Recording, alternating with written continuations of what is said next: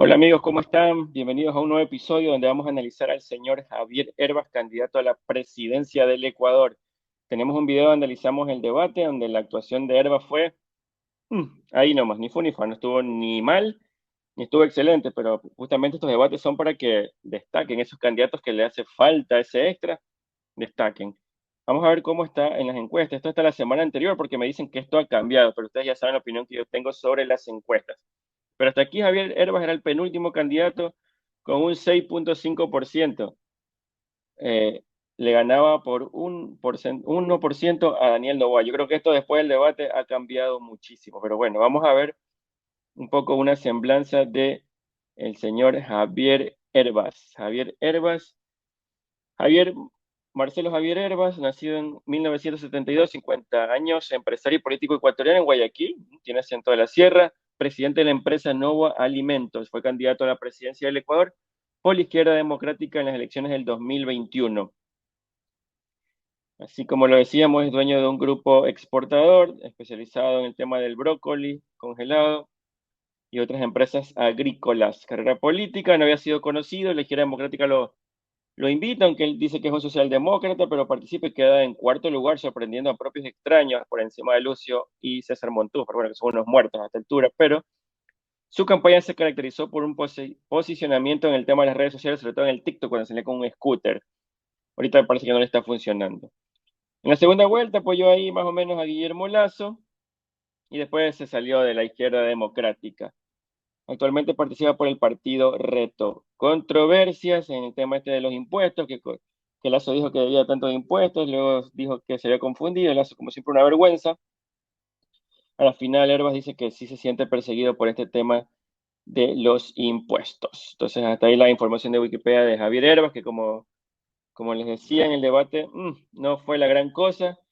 Eh, con este candidato en la elección del 2021 pasa lo mismo que pasará con Daniel Noboa. Fue un boom su aparición, nadie lo tenía en el radar, sorprendió su discurso, sorprendió su publicidad, pero miren, un par de años su imagen se ha ido deteriorando hasta el punto de no tener ninguna opción. Entonces Daniel Noboa, por ejemplo, tiene que trabajar y antes subir su fama, no echarla por el traste. Entonces, eso es lo que teníamos acerca de el señor Herbas. Vamos a presentar un reportaje, una entrevista que le hacen en Ecoavisa a este señor. Recuérdense que tenemos que analizar a los candidatos en su totalidad para poder hacernos un criterio de por quién debemos votar.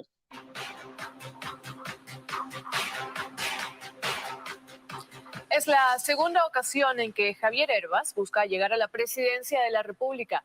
En 2021, esta figura, entonces desconocida, logró un 15.68% según el conteo final del CNE, nada despreciable. 15.68%. Uf. Y miren ahora en qué porcentaje está, perdido de mucho. Alcanzando un cuarto lugar en primera vuelta. Lenin Herbas, empresario y político, no se detiene en su intención de ser presidente.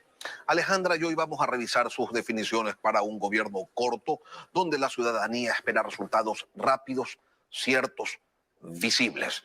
Javier Herbas, buenos días, bienvenido a Contacto Directo. Muy buenos días a mis hermanas, hermanos ecuatorianos, Alejandra, Lenin, encantado de estar aquí. Javier, al país se le tiene que decir la verdad, el próximo será un gobierno de 1 año y medio, tiempo insuficiente para hacer cambios estructurales. Entonces, ¿cuáles son esos 2 o 3 puntos sobre los que se centraría su gestión en caso de ganar la presidencia? Por supuesto, hay que decir al Ecuador la verdad, Lenin. Y ahí tenemos que analizar los ecuatorianos contra qué nos estamos enfrentando. Mira, por darte un ejemplo, hay 35.000 personas privadas de libertad en las cárceles del Ecuador. 60% se autodefinen que pertenecen a un grupo de delincuencia organizada, 21.000 hombres. Se estima que afuera, en las calles, hay 2 por cada uno que está en la cárcel. Es decir, estamos hablando de 63.000 personas que forman parte de grupos de delincuencia organizada.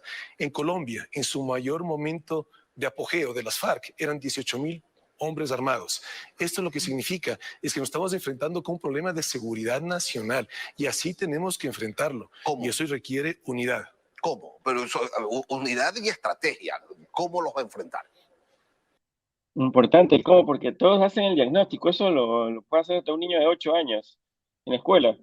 con institucionalidad, Lenin. Mira, también sigamos hablando de nuestros hermanos colombianos. Cuando en la misma campaña mataron a Galán, candidato presidencial, mataron a 2 candidatos a la presidencia más.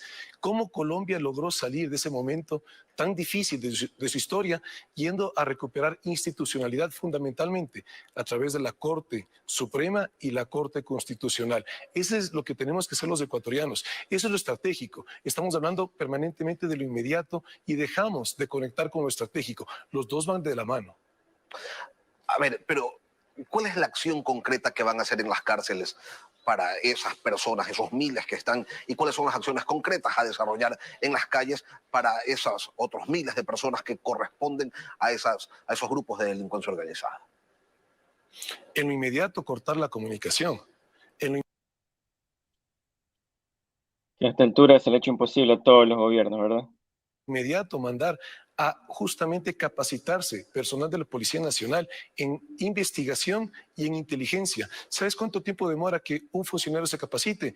Por ejemplo, en Colombia o en Chile, 1 mes. De tal manera que sí se puede reaccionar en lo inmediato a esto que tanto nos afecta a los ecuatorianos. Sin inteligencia, sin investigación, no vamos a poder enfrentar la gravedad de lo que significa en este momento el crimen organizado. Este es un problema estructural. Esto no es un problema que lo solucionamos solamente dando números, es recuperar institucionalidad en nuestro país y eso implica directamente a las fuerzas del orden, a Policía Nacional y Fuerzas Armadas. Ahora, esto por el lado de la seguridad, pero la gente también necesita tener plata en su bolsillo, quieren empleo y quieren empleos dignos, no el subempleo, no el empleo informal. ¿Qué respuesta tiene Javier Hervas para ese requerimiento? Por supuesto, y por eso permanentemente decimos que la mejor En seguridad nada concreto, ¿verdad? Ni siquiera habla de construir una cárcel, habla de capacitación, cortar comunicaciones de las cárceles. política de seguridad es una buena política económica. En lo inmediato, reactivar los 3 sectores de la economía ecuatoriana que tienen la virtud de una inmediata reactivación: agricultura, emprendimiento, construcción. En lo estratégico, necesitamos recuperar proyectos estratégicos en nuestro país. Por ejemplo, un proyecto de fondo, un puerto que sea estratégico para el país, para que pueda conectarnos con el Asia. Eso no lo tiene el Ecuador. Perú lo está haciendo 2 puertos. Nos están dejando a un lado la ausencia de política pública que piense en país. ¿Cuál puerto? ¿El de Manta, el de Pozores, el de Esmeraldas?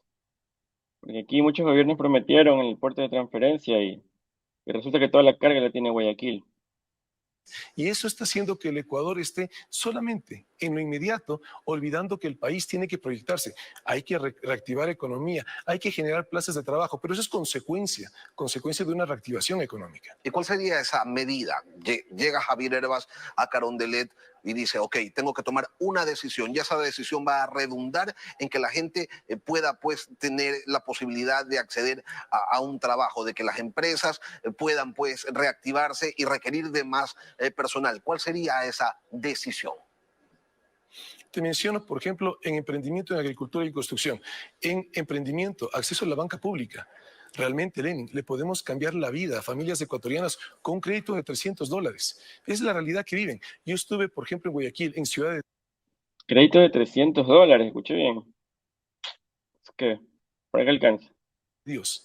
Y tú conversas con las personas y lo que necesitan es poder emprender, porque evidentemente va a ser muy difícil en esta situación grave de buscar un trabajo. Y hay que dar una acción inmediata a eso. En la agricultura, política de semillas, acceso de la banca pública, mercados internos y externos, recuperar educación en los colegios agropecuarios. Estos temas que te menciono son de reacción inmediata. Se lo puede hacer en menos de unos 3 meses. Implica decisión. Mira, y Javier, realmente no importa. Si me permites, Lenin, solamente mencionarte, no importa quién llegue, lo que importa es que lo haga con determinación y liderazgo.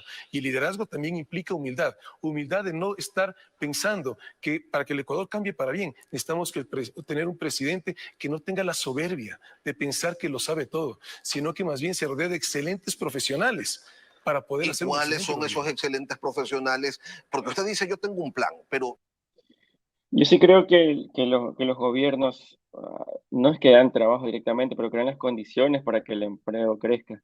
Por ejemplo, si hay incentivos tributarios a las empresas que contraten jóvenes, eh, que contraten mujeres, aunque esto ya hay, pero hacerlo como un poco más fuerte, ¿verdad? También hay el tema de mi primer empleo. Hay diferentes cuestiones que se puede hacer. Y bueno, y aumentar la inversión extranjera. Pues si viene la inversión extranjera hay más trabajo. ¿Ese plan tiene también a las personas para ejecutarlo? ¿Tiene nombres? Esto sí es importante y yo creo que a futuro un candidato presidencial debe presentar su equipo de trabajo para ver quién es las personas que van a estar encargadas de los ministerios, por ejemplo. No sean todos, pero por lo menos los principales. ¿Quién va a ser su ministro de Economía, su ministro de Gobierno? Porque, por ejemplo, Lazo ganó, nosotros pensamos que Lazo tenía un equipo y resulta que pone a gente de la democracia popular. Puso a Alexandra Vela en el Ministerio del Interior, por ejemplo, de Seguridad. O sea, nada que ver. O sea, sí deberían mostrar cuál es su equipo de trabajo, pues.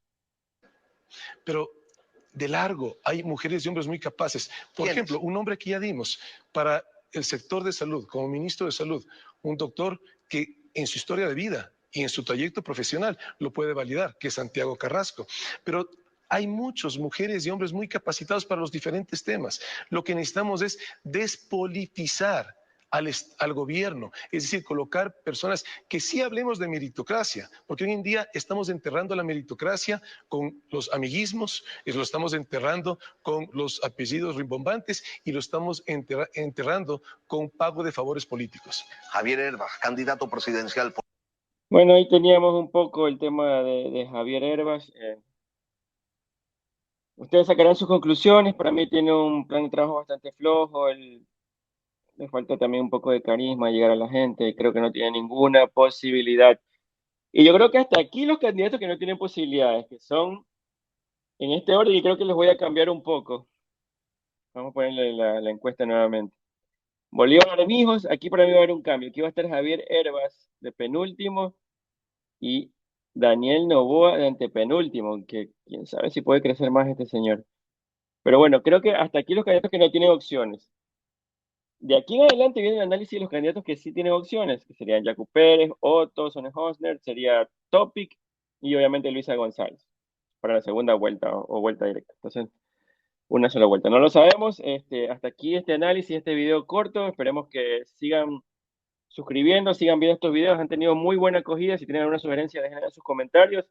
Y si alguien se quiere sumar a estos conversatorios y hacer una previa un análisis de las elecciones de este domingo, antes que haya el mutis electoral, lo hacemos con todo gusto. Nos vemos la próxima. Chau.